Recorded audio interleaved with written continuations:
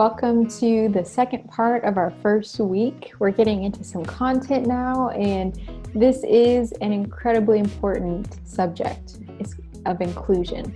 So this is a foundational piece of special education. It's also a controversial piece of special education, and this is something you're going to experience every day in your career. Whether you're a special education teacher or you might end up as a general ed teacher, this is pivotal for you. So let's go through the details of this and see what we have going. All right. So first of all, we want to know what your experience is. Whenever you teach, we want to make sure to get that pre-knowledge or understanding of where students have been in the past, and we want to do that right now as well. So think about it for a second. What is your experience with students with disabilities? And I'm going to share with you my experience and be completely honest about that. While I do that, please think about yours as well. And if this was a class where you were right here in front of me, I would ask you about some of your experiences, but hopefully I'll gain more knowledge about that throughout our course. So first of all, my experience is that I had really no experience with students with disabilities.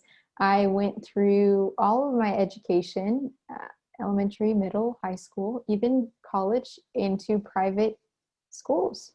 And unfortunately, there were not a lot of, or if any, students with disabilities in my classes. So it was no fault of mine necessarily that I didn't have that experience. I just didn't. So when I got to college, I got into a class just like this one, and I wondered, why am I in here? I'm not going to lie to you. It's just exactly what I thought, because I was going to be an elementary ed teacher, and I didn't think I would ever interact with students with disabilities just because I never had. So once I finished the course, I realized, wow, oh my goodness, there are students with disabilities in every class that I will ever teach. This is so, so important to learn the ins and outs of this.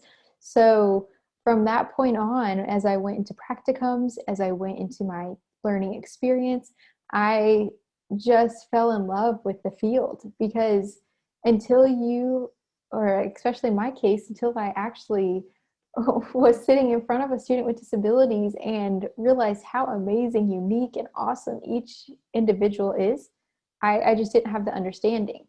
So that's my real honest assessment. And now I'm in the field for good. I mean, I absolutely love what I'm doing. So someday I'd love to know what your experiences have been. You might have had a sibling with a disability, or a friend at school, or maybe you worked at different events or organizations. So today, the first part, we're going to talk about person first language. This is crucial, and it's sometimes hard to understand why we have to do this, but I'm going to explain it as best as possible. But before I do that, let's see where you are with it. So I'm going to read these 5 points, and you're going to rate yourself on a scale from 1 to 5, whether always or never. And if you don't already have a paper, pen, etc., please pause this and grab one and rate yourself. I'd love to know what score you got. If you find something really interesting, feel free to email it to me. I'd love to know. So, number 1, rate yourself 1 to 5. I use the term autistic child or student. So go ahead and rate yourself always, often, sometimes, rarely, or never. Number 2, I use the term handicap in reference to parking, bathrooms, etc. So that could be handicap parking, handicap bathrooms. Do you use terms like that? Number 3, I use the term normal to describe persons without disabilities. Number 4, I use the term retarded. And it is pretty sad, but I mean, even when I was younger, when I was a kid, that was a term just to say that somebody wasn't cool. And can you imagine how detrimental that is to a kid? I mean, if that was the actual term that was used at that time, and then people are using it as a derogatory term, it's just not good. And I am answering the quiz, but I had to add that in. So number 5, I remain standing when talking to a person in a wheelchair. Okay, so hopefully you rated yourself on all of these areas. Because if you scored always for most of these, or even 1, 2, or 3, all that means is that we just have to do some adjusting. And if you're like me and never had any experience with students with disabilities, then you might just not know. And that was my case too. So now's our time to learn together. If you are on the far end of the spectrum towards 5 and you scored mostly never, never, never, then you have a really good background and understanding of this, and that's great. Whichever spectrum you're on, we all have room to grow. We all have room to learn. So don't don't feel too bad about it. That's what this class is for. So, person first language. It's really all about respect. And people might say, "Oh, it's just being PC. We have to be politically correct these days." And why do they keep changing all the words? And I can't say what I want to say. I mean, I've heard all of these things, and I get that people have their rights to say these things, but at the same time, it's it's it's all about respect. It's about the golden rule: do unto others as you would have them do unto you. It's I think that's a key in all of this. If those terms that we mentioned before have become very derogatory in a lot of ways, and we just want to be respectful and not treat people like that. And additionally, person first means we put the person's name first and put their disability second. Because at the end of the day, they're a person before they're not even their disability. It's just something that is included in their life. So think of it this way: label jars, not people. And this goes for everything in your class. If a student comes in with a bad reputation, doesn't have a disability, and is in your general ed classroom, don't label them as the bad kid, because they will meet your expectations. Whatever you set for them, they will rise to the occasion. If you speak over them that they can learn, that they're a leader, that they have talent and ability, that's what they're going to turn into. So please, with everything in me, speak life over your kids and over your future students, because that is who they will become. It's like self-fulfilling prophecy in a way, as some people say. So looking at these terms here, as you see in this box, here are some examples so you have more clarification of what I'm talking about. Here's what person first language sounds like. Juan has a disability. We're putting his name first and his disability second. Inappropriate language. Juan is handicapped. Even though his name is first, we just don't use that term anymore. So just erase that out of your vocabulary. For the second one there, Parsons has an intellectual disability versus Parsons is retarded or has mental retardation. Once again, that term retardation has an entirely negative connotation.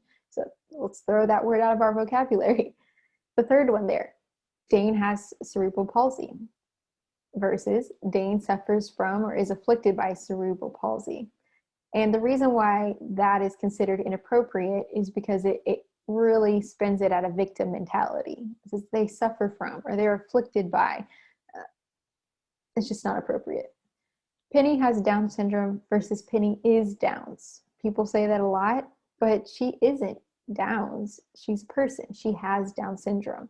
So when we really start to think about it, it makes sense, but it's just not something that is taught widely unless you're in these courses. So we just wanted to make sure you use this now.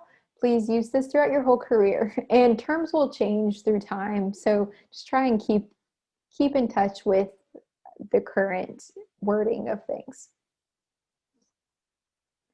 Normalization is a big portion of what you will read or what you have read in your textbook. The main goal for students with disabilities is to move them towards independence in every area, whether that's work, play, leisure, housing. And honestly, that's my whole area of research study, is helping high school students become so independent that they're able to do all of these things when they go off into the workplace. Think about it. Even if you're thinking about students without disabilities, what's a parent's goal? What was your parents' goal for you, hopefully, when you were growing up? Is that they were teaching you to become more and more independent so that you can function when you go to college, when you can function when you get your first job, because they're not always going to be there with you. And we as teachers are not always going to be there with our students, and we want to make sure they're prepared for life. Because People with disabilities are not eternal children or superheroes. Also, think about normalization. This term, measures of intelligence, has oftentimes translated into mental age, which gives a connotation that they're never going to grow up or they're at this mental age and they're way behind. So, professionals have developed a term that's more appropriate to combat that terminology, which would be age appropriate. And once again, we want our students to be at an age appropriate level because we want them to be as independent as possible at the time that they're supposed to be that independent. So, for example, if we have a fifth grader reading at a first grade level for whatever reason, we want them to read at an age appropriate level. That's telling us that okay, we know that's where they are, but now it's our goal is to move them into that area. So we don't just look at them and say, "Oh, I can't believe that they don't know this information." It is what it is at this point. Our only point as a teacher now is to help them and bridge that gap and say, "Okay, we're going to have to do some accelerated reading practice. We're going to have to do this A, B, C, and D to get them to that point." We want to get our students from point A to point B as best we can in whatever deficit exists. Students without disabilities, students with disabilities. It really doesn't matter. It transcends all students. That concept is huge.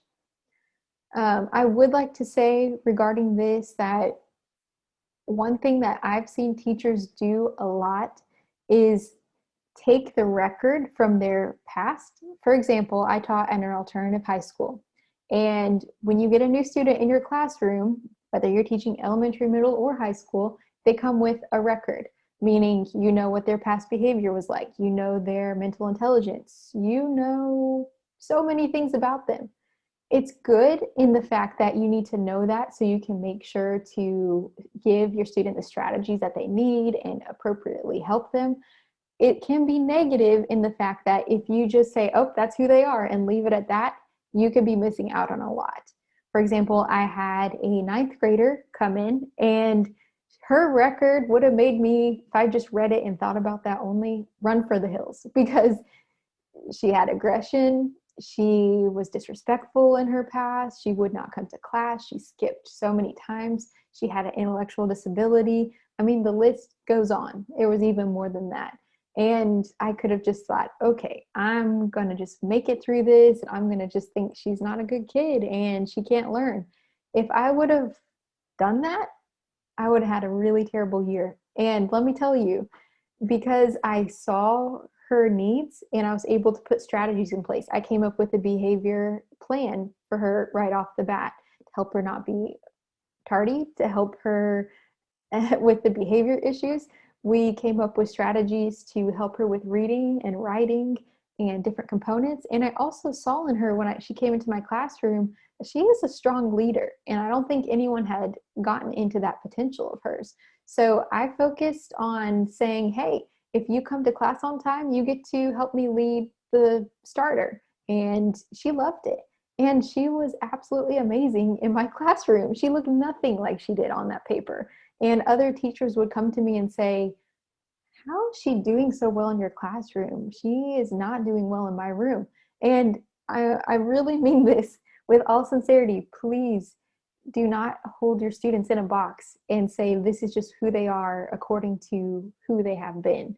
Help them to become the best that they can be. See potential in students, and you will see them rise to the challenge of who you see them as. Like I saw her as a leader, so she became a leader.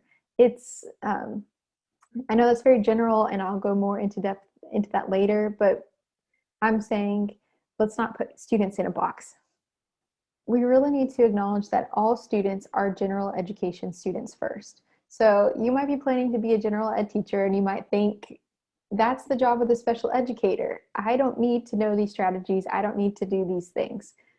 However, I'm telling you, there are so many students without disabilities that need more accommodations, especially if you work in maybe areas that have low socioeconomic status, students who, and they say even in the textbook, students in more poverty-stricken areas need more strategies like this. So unless you're only planning to teach in private school, which even they need accommodations, you need these tools. And all students are general education students first.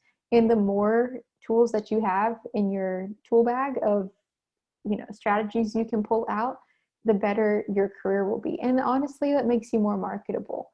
And when you have to co-teach, which you will, you'll have to work with a special ed teacher. You don't want to be the teacher who doesn't understand accommodations and says, well, those are your kids. You go teach them. I'm teaching the rest of these. That's not best practice. Really, when you get to the heart of it, the best classrooms have everybody in the room. And I've seen classrooms where the general ed and special ed teacher switch back and forth. First, say if I'm the special ed teacher, I'll teach the starter, and then they're supporting all the students. And then we switch, and the general ed teacher teaches the content, and I'm supporting the students. And maybe I lead one of the activities that are about to happen. So really, it can really look like when you walk in the room, you might not know who's the general ed teacher, special ed teacher. And then when you look in the classroom, you might not know who the students with disability or the students without disabilities, you might not know who they are or be able to identify it. That's really a strong teacher, and that's a huge deal. So take to heart everything I'm saying for that reason. Let's take a look at this video, and it will give you a little bit more perspective on what does inclusion mean. All students deserve the exact grade same education. I mean, really, there should be no reason that any student is deprived of anything versus one group or another group, another student for another student.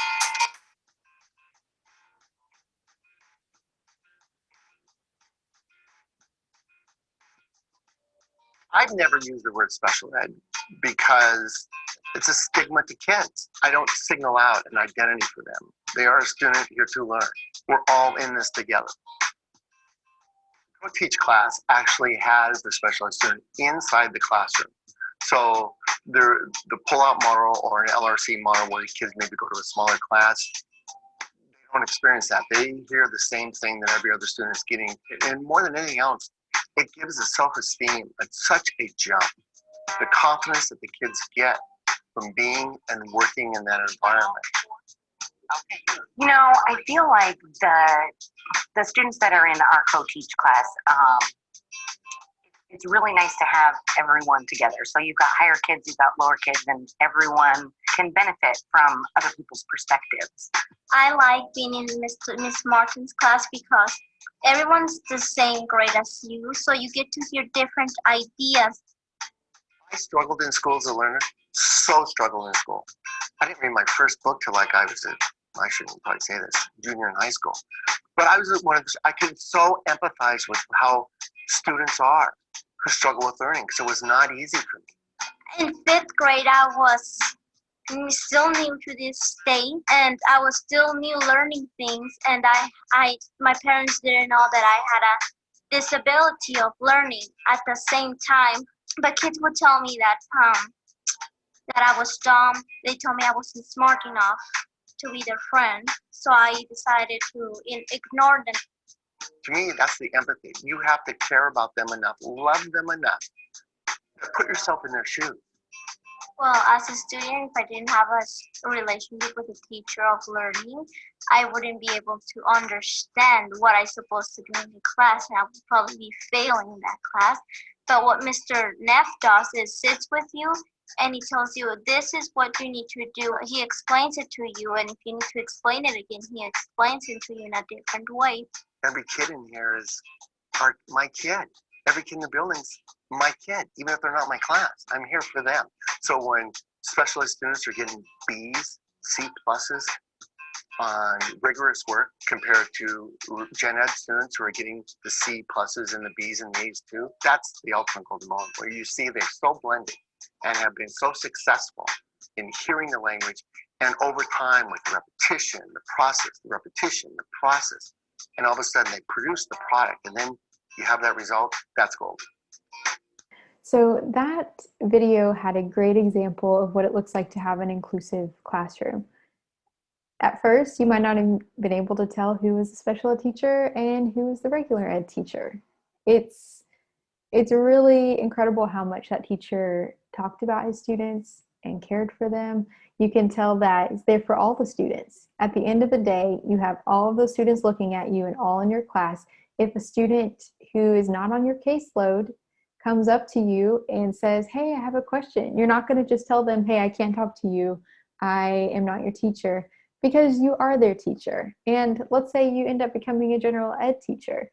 You're not going to tell a student with special needs, hopefully, that, "Hey, I'm not your teacher because that's your case manager over there." That's just not how it is. So we have to really get in our minds that all of these students are all of our students. So there is no differentiation in that fact. When you have all of their faces looking at you, this is what matters. Inclusion involves all kinds of practices, and ultimately it comes down to good teaching practices. It doesn't matter if you're teaching a student with disability or student without disability, always maintain good teaching habits for all students. Obviously, that is a huge, huge component. And as the textbook mentioned, it takes good planning and good teaching to actually make inclusion happen.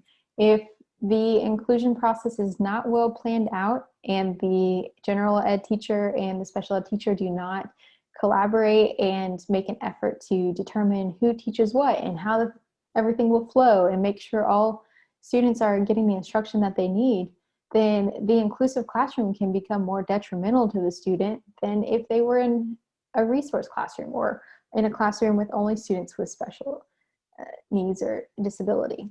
So keep that in mind, that it comes down to good teaching at the end of the day. And remember that all children can learn. It's about a good relationship with your students. You have to have good rapport with them, because I'm telling you, if they can tell that you care, they're going to care about you. And I have personally worked with teachers who they never said it to the students. They said it in the teacher's lounge. They've said it to all of us that they hate kids, that they wish they weren't there. I'm telling you, this is out there. You think it's not possible, but it is. And a lot of teachers just get burnt out and they get frustrated because they can't manage behavior, or there are multiple issues, or they're just tired of it. And those teachers who start to dislike kids and hate them, it shows in their teaching, and the students can sniff that out faster than anything. And the teachers who had those principles also had the hardest behavior cases in their classroom. And even if I had that same child in my room, because they know I was for them and with them and would do anything to make sure that they were learning, as long as they put in the effort as well, they're fantastic. So keep that in mind. I hope you hear my voice in about 5 to 10 years when you're teaching that always remember to keep kids first and to care about them and keep compassion at the forefront, because that rapport is crucial to your classroom.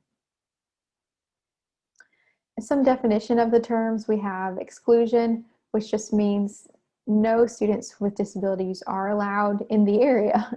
Segregation means that they have general ed population and the students with special needs are in a resource room, you could call it, or in their own classroom by themselves.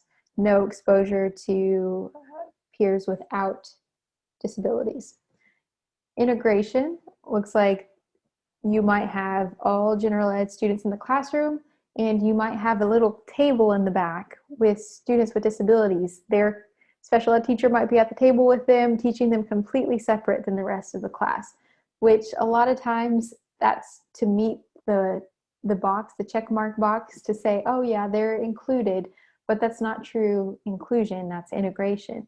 And inclusion, as you can tell by this picture, like I also mentioned before, you can walk in the classroom and you might not know who the special ed teacher is and know who the general ed teacher is. You might walk into the classroom and not know who has an IEP and who doesn't have an IEP.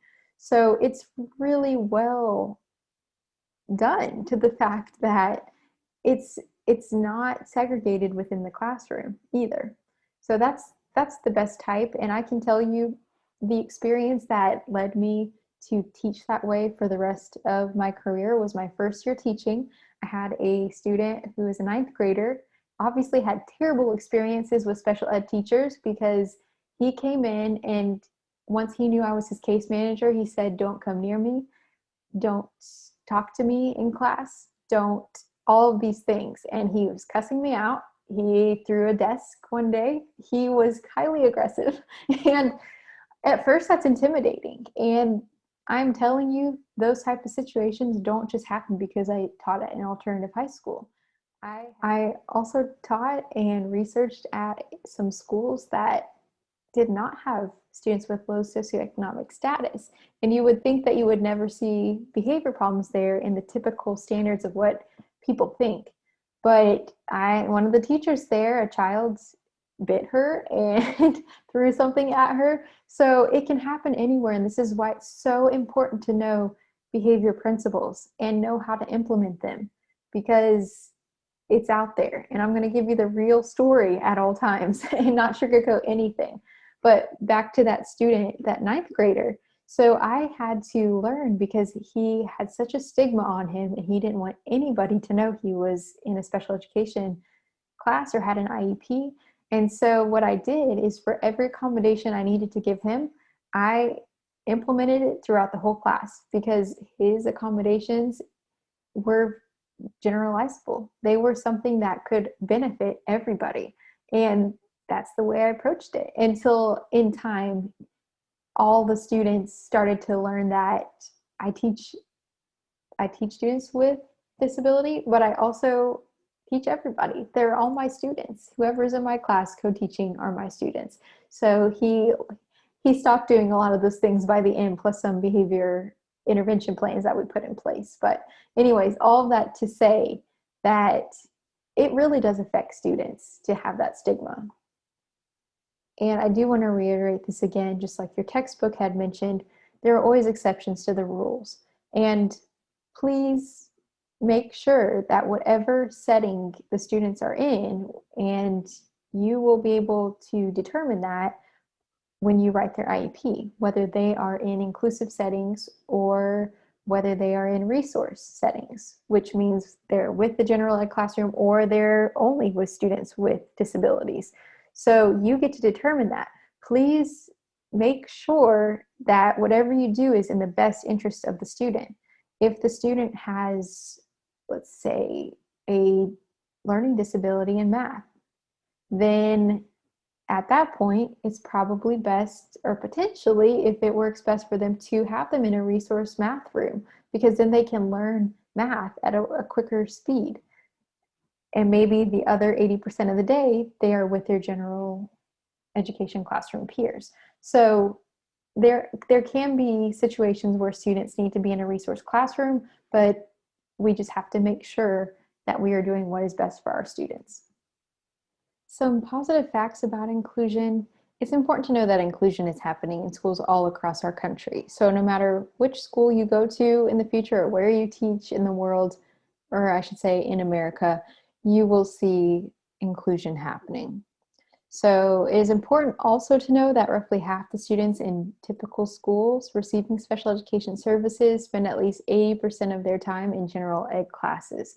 This means if you end up becoming a general ed teacher, you will have students with disabilities in your classrooms, guarantee it, and quite a few. And so the more you have strategies, the more you know how to work with a co-teacher, the better off you will be. On the flip side, if you are a special education teacher and you decide to go that route, then at that point, you will be able to work with general ed teachers who might not have the same understanding you have about these facts.